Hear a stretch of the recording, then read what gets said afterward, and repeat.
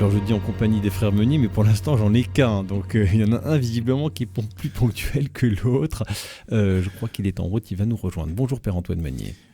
Bonjour Raphaël. Voilà, donc j'aurais beaucoup aimé vous faire témoigner tous les deux, parce que voilà, c'est un petit peu votre singularité, et c'était aussi l'occasion de vous réunir tous les deux à l'antenne, mais ça m'intéresse d'entendre votre regard, et puis si le Père Guillaume nous rejoint, peut-être avant midi et demi, j'espère, il pourra nous donner aussi son regard. Mais est-ce que vous diriez que vos deux vocations de prêtre sont liées à tous les deux ? Oui, c'est-à-dire que quand le Seigneur trouve un terreau favorable pour faire éclore une vocation, il peut en faire pousser plusieurs. Et c'est en fait pas si unique, et ça peut être assez fréquent, pas d'un point de vue religieux, qu'il y ait plusieurs personnes qui soient appelées dans une même famille. Voilà, dans le diocèse, il y avait les frères Vincent. Eux, ils étaient 3, 2 pour le diocèse et puis un autre pour les Montfortins. D'accord. Voilà. Et je crois que c'est une question, c'est comment faire grandir ces vocations, ou plutôt aider ces vocations au sein des familles. Voilà, un attachement à l'Église, un attachement décomplexé à la foi. C'était le cas chez les Meunier ? Eh ben oui, je crois que c'était le cas. À la fois une rigueur, c'est-à-dire, je pense qu'on savait qu'on pouvait pas contester la messe du dimanche matin, et à la fois. C'était pas négociable, ça. On n'a jamais essayé, vous voyez. Vous n'avez même pas tenté. On n'a même pas tenté. Voilà. Et puis une fois aussi décomplexé. Voilà. Et je crois aussi, j'ai pas le souvenir d'entendre mes parents critiquer l'Église ou les prêtres. Il y avait pas de haine ou de rancœur dans la famille. Et je crois que ça aide pour des jeunes qui ont envie de s'engager dans l'Église, qu'ils sentent un peu une symbiose entre leur famille et l'Église qu'ils vont servir. Prenons-en de la graine. Est-ce que vous diriez que votre grand frère a influencé le petit frère dans cette aventure ? Il a influencé ma foi. C'est-à-dire, je le remarque dans de nombreuses familles, quand l'aîné de famille se lance dans la foi et a une foi solide, les autres suivent. Vous avez combien d'années d'écart avec votre frère ? On a 3 ans et demi, je crois. Vous êtes assez proches. Oui. Donc ça a été pour vous, quand vous êtes senti appelé, vous saviez déjà que votre frère l'était ? Alors Guillaume témoignera quand il sera ou là. Ou pas. Guillaume, j'ai toujours connu mon grand frère qui voulait être prêtre. Voilà, il était petit, il jouait à la messe avec une robe de chambre de papa et ce qu'il fallait pour célébrer, jusqu'à préparer ses homélies en avance pour la célébration de la messe. Oui, quand même. Voilà. Et moi, c'est une vocation plus tardive. Elle m'est arrivée en études supérieures. Voilà. La question, c'était, mais c'est pas parce que mon frère est déjà séminariste que moi, je ne peux pas me poser la question. Ça, oui. c'est un peu fond que ça. Voilà. On peut dire, c'est pas parce qu'il est séminariste qu'il faut se poser la question, mais à l'inverse, vous êtes en droit de vous poser la question. Exactement. Ouais, le voilà qu'il arrive. Est-ce que alors c'est marrant parce que il y en a un qui est en soutane, il y en a un autre qui est en pull.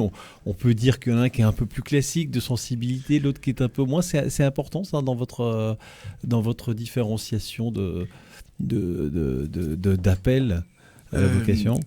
Je crois qu'on n'a pas les mêmes sensibilités. Mais je crois qu'on a quand même des intuitions pastorales un peu identiques et une manière d'être en paroisse un peu identique. Ah oui. Bonjour Père Guillaume. Bonjour. Vous êtes en retard à la messe aussi quand vous célébrez le dimanche ou pas ? Pas le dimanche, non. Bon, ça va, une émission radio, c'est pas la messe. Bon, c'était pour vous gronder un petit peu publiquement, oui. Maintenant c'est fait. Voilà. On évoquait, vous m'avez cassé tout mon effet, je vais tout vous dire. Moi, je fais la battle des frères Meunier, il y en a qu'un qui se pointe, donc c'est pas sérieux tout ça.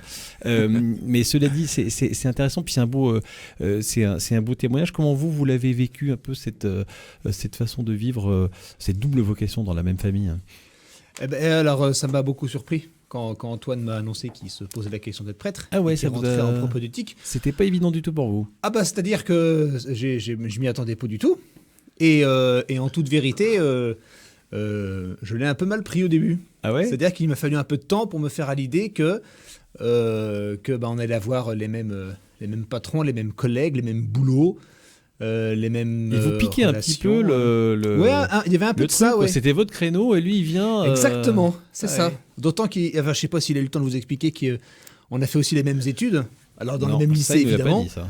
Et puis ensuite, on a fait histoire tous les deux à la Cato, à quelques années d'écart. Et donc, il y avait vraiment un côté... C'est bon, il me pique lâche-moi, tout, quoi. Voilà, c'est Lâche-moi, ça, ouais. oui. Les mêmes copains, les mêmes études, Exactement. le même boulot, la même vocation. Exactement. Voilà, après, comme vous l'avez dit aussi, on n'a pas les mêmes... Alors, le vêtement, ça, c'est sûr. On n'a pas non plus, voilà, parfois les mêmes manières de réagir. On a deux caractères assez différents aussi. Et donc, ça permet de bien différencier les deux frères Meunier. Ouais, ça, j'avais compris que ça devait être plus important pour vous que pour le père Antoine. Aujourd'hui, comment vous, là, on a parlé un peu de votre... Tiens, rapidement, hein, mais aujourd'hui, comment vous vivez justement ce ministère dans le même diocèse vous voyez souvent, vous vous parlez souvent, vous vous chamaillez parfois? Ça nous arrive de nous chamailler. Je pense pas qu'on se voit plus souvent que je vois d'autres prêtres, vu qu'on n'est pas sur les mêmes endroits. Il y a encore l'année dernière, moi j'habitais Beaupro et Antoine était sur Cholet. Alors c'est deux communes qui sont pas très très loin, mais en fait c'est pas les mêmes paroisses, c'est pas les mêmes doyennés, c'est pas les mêmes contextes. Cholet c'est de l'urbain, Beaupro c'est du rural. C'est pas un confrère ou c'est pas vraiment pareil. collègue, mais comme les autres. Ah bah non, de fait, pas vraiment non. Pas vraiment. Alors, ce qui est peut-être là où faut qu'on fasse un peu plus attention, c'est quand on se retrouve en repas de famille, parce qu'on garde quand même la même famille. Il ne faut pas qu'on monopolise la conversation autour des sujets religieux, de l'évêque et des prêtres et du pape et des paroisses. Vous et êtes des combien paroissiens. dans la fratrie? On est 4. Ouais, Il y a encore un petit frère et une petite sœur juste après nous qui deux. ont déjà fait leur choix vocationnel? Oui, alors pour un de nos frères, oui, il a des enfants. Père de famille, oui. Père de famille. Ouais, ça, c'est Et fait. puis une sœur qui est célibataire et qui travaille sur Paris. Ah, on n'est jamais à l'abri d'une vocation Oui. religieuse. Hein. Alors là, quand même, là, ce serait plus... Enfin bon, voilà. Mais Bon. maman a avoué que envoyer sa Antoine. fille au couvent, ce serait plus difficile pour elle que d'envoyer deux fils Eh oui, à oui. l'église. Parce que D'ailleurs, ils ont arrêté de prier pour les vocations. Ils disaient, bah, c'est bon, on a été servis. Ouais. Comment vivent ça vos parents? C'est une fierté ou c'est une petite mortification aussi parce qu'il n'y a pas les petits-enfants, parce que ça réduit un peu la famille, non? Alors, ils ont deux petites filles, donc ils sont très, très heureux de cela. J'étais un peu inquiet de leur annoncer. J'étais plus inquiet de l'annoncer à mes parents qu'à Guillaume, mais j'ai beaucoup tardé avant de leur dire.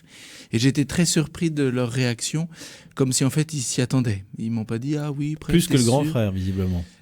Plus, oui.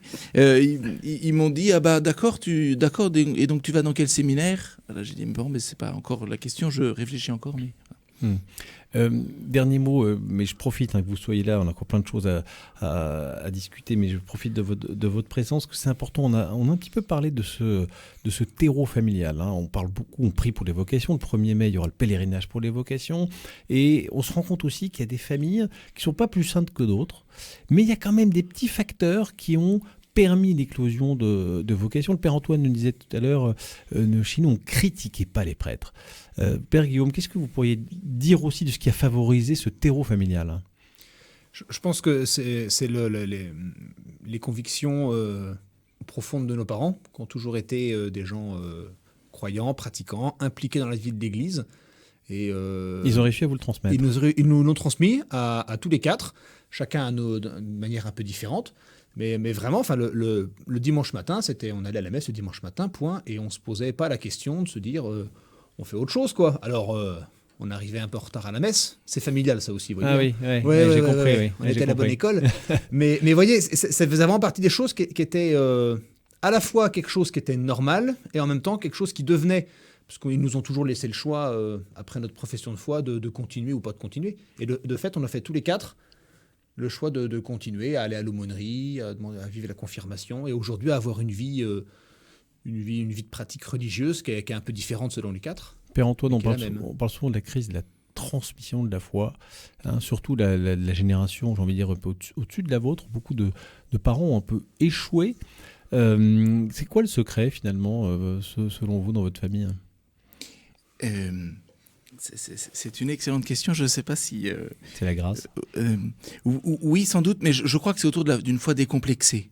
voyez. Ça veut dire quoi, une fois décomplexé? C'est-à-dire... On assume d'être chrétien. On assume d'être chrétien, et en même temps, il n'y avait pas de rigidité.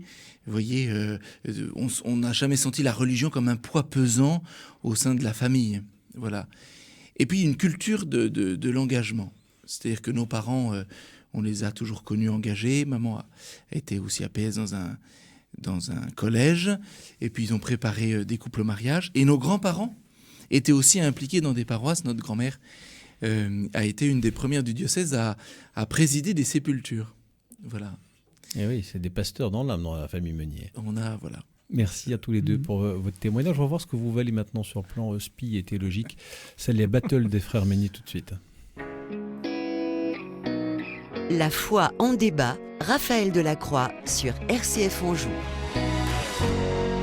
Et on est en compagnie du père Antoine Meunier qui est curé dans le Choletais et du père Guillaume Meunier. Lui, c'est du côté de Douai en Anjou, Martigny-Briand. Aujourd'hui, si on est un peu attentif aux lectures de la messe, en ce temps après Pâques, on a beaucoup de lectures sur les actes des apôtres et on se rend compte que les disciples, les apôtres, ça y va à tour de bras, ça guérit, ça prophétise, ça fait du miracle. Et c'était bon pour l'évangélisation. Aujourd'hui, on est un peu de nouveau dans une période d'évangélisation et pourtant, on ne voit pas beaucoup de nos pasteurs ou même nous, laïcs, opérer des miracles. Que se passe-t-il? Ça ne marche plus le miracle aujourd'hui, Père Antoine? Eh bien, je crois que quand on est malade, avant de prendre son chapelet et de prier, on appelle le médecin. Quand on a un accident au bord de la route, avant de prendre son chapelet et de prier, on appelle l'assurance. Et donc, les pompiers. Oui, ça dépend de l'accident. Et donc, on a aussi un rapport aux épreuves un peu différent. C'est-à-dire qu'il y a peut-être moins de miracles parce qu'on en demande moins. Et puis, peut-être le deuxième élément, c'est qu'il y a des courants, les charismatiques, qui insistent beaucoup sur cette manière de faire, de demander des miracles, d'imposer les mains. Voilà. Et ils ne sont pas forcément toujours vus d'une belle manière. Et à tort? À tort, ça dépend des fois. Mais c'est cette question du rapport à la raison qui, en fait, sans doute, entre l'époque des apôtres et notre époque, a un peu changé. Oui, mais justement, est-ce que on n'est pas devenu une foi un petit peu trop rationnelle, Père Guillaume? Est-ce que on a un peu perdu cette foi des premiers chrétiens qui, souvenez-vous cette parole de l'Évangile, indique à cette montagne de se jeter dans la mer, si vous avez la foi, elle le fera. Est-ce que on manque pas de foi? On a besoin de témoigner de la vérité de l'Évangile aujourd'hui. Oui, alors de fait, les apôtres, ils n'ont jamais déplacé de montagne. Physiquement, je veux dire. Tous les miracles qu'ils ont faits, dont on entend parler dans les Actes des Apôtres, ils l'ont fait au nom du Christ. Alors peut-être que notre époque, et peut-être à commencer par nous, on a encore plus besoin de resserrer nos liens avec le Christ. Et puis moi, je vois pas tous les jours, mais assez régulièrement, je vois des grands miracles. Enfin, on a beaucoup parlé ces dernières semaines des 7, 12, 14 000 adultes et jeunes qui demandaient le baptême en temps de Pâques. Il y a 4-5 ans, on annonçait la mort de l'Église avec les histoires d'abus sexuels et tout, qui sont un vrai drame, mais tout le monde annonçait que l'Église c'était fini, c'était foutu, enfin voilà. Et il y a plusieurs milliers de jeunes et d'adultes qui demandent encore le baptême aujourd'hui. Et voilà, alors pour moi, ça tient du miracle. Ouais, c'est-à-dire ça ne dépend pas de nous, quoi. Okay. Que de nous, en tout cas. Ok, il n'empêche que le lève-toi et marche, le tu ne vois plus maintenant, tu vois. Ça, c'est du miracle très, très visible, très, très concret. Est-ce que on pourrait, vous, Père Antoine, à la sortie de la messe, de voir quelqu'un qui est malade et dans son fauteuil roulant et de dire au nom de Jésus, je te le dis, lève-toi et marche. Vous oseriez faire un truc pareil? Mais vous dites non, je ne vais pas me risquer parce que si après la dame, elle reste dans son fauteuil, j'aurais l'air de quoi? Alors, la deuxième. Hein. Je ne vais pas me risquer parce que si elle reste dans son fauteuil... Homme de peu de foi. Oui, mais j'assume.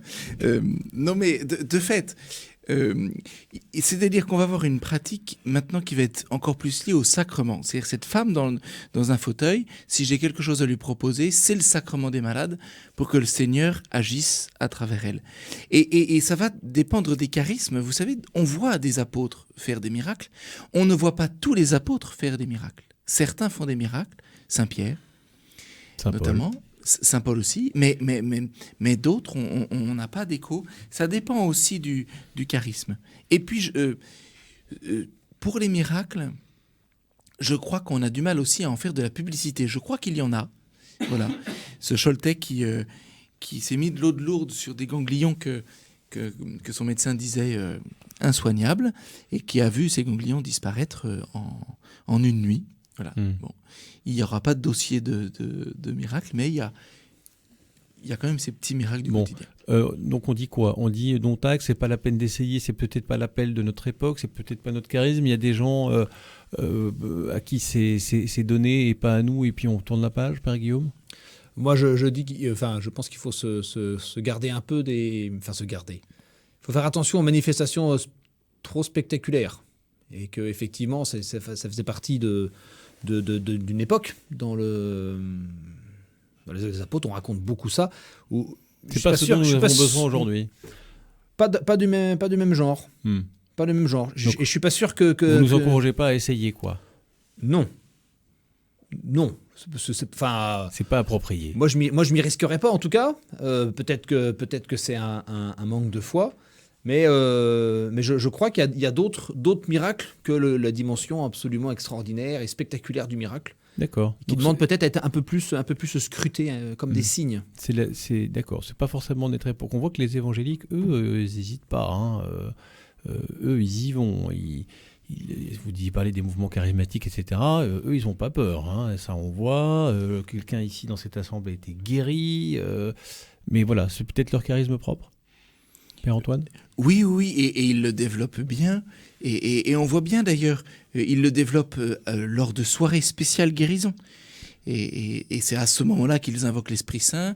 Et le don de prophétie n'est pas fait n'importe comment, voilà, dans n'importe quelle circonstance. Mais c'est pas donné à tout le monde. Et non, ce sont des charismes propres. Et ce sont des charismes propres qui peuvent aussi disparaître. C'est-à-dire une personne qui peut être prophète, un jour peut ne pas avoir ce don de prophétie.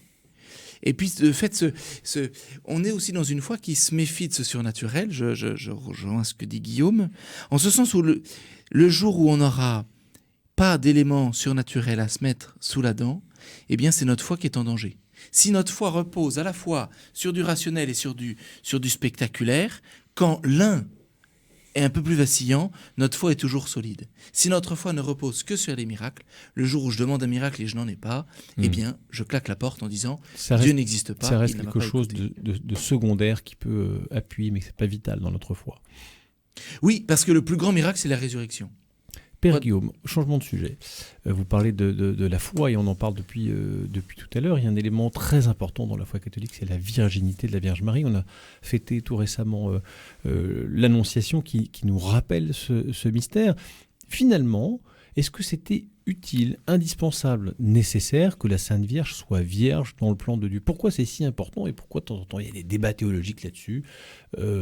Finalement, à quoi sert la virginité de la Vierge ? La virginité de la Vierge, elle sert, à mon avis, avant tout à dire que Dieu est le maître de la vie.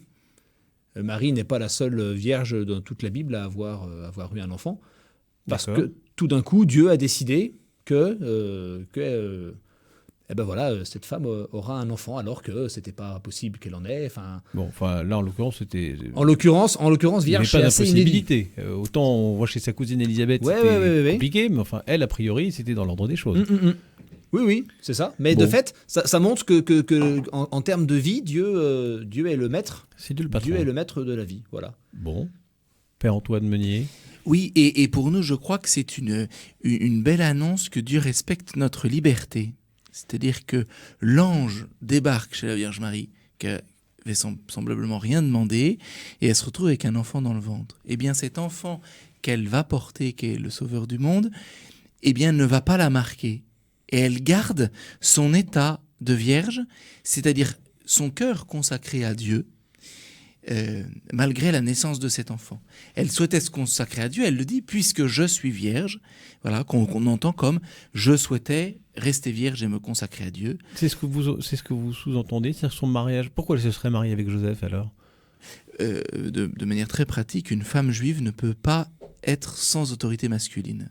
Donc une femme qui veut se consacrer au Seigneur doit nécessairement avoir ou un père ou un oncle ou un mari. D'accord. Donc même si sa vocation c'était de rester à proximité du temple pour louer le Seigneur, il fallait qu'elle soit rattachée à une autorité masculine.